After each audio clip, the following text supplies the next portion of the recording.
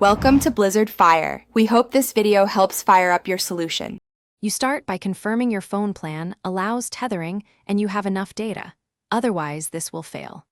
Once ready, enable the hotspot in your phone settings under Hotspot and Tethering and give it a recognizable SSID so you can spot it on the tablet. Make sure to set a WPA2 or WPA3 password for security because open hotspots are risky. Once done, leave the hotspot screen visible so the tablet can detect the network immediately.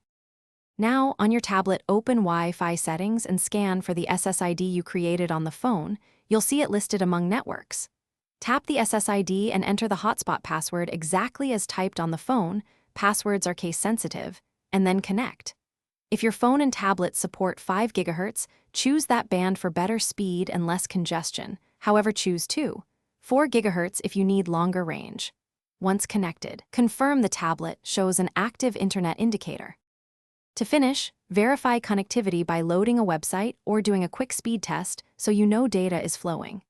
If the tablet connects but there's no internet, first toggle the phone's hotspot and the tablet's Wi-Fi off and on. Once done, reconnect. Make sure you haven't hit a data cap and confirm both devices use compatible bands. If problems persist, restart both devices and re-enter the password. That fixes most handshake or IP assignment issues. Thanks for watching. If you found this helpful, don't forget to like and subscribe.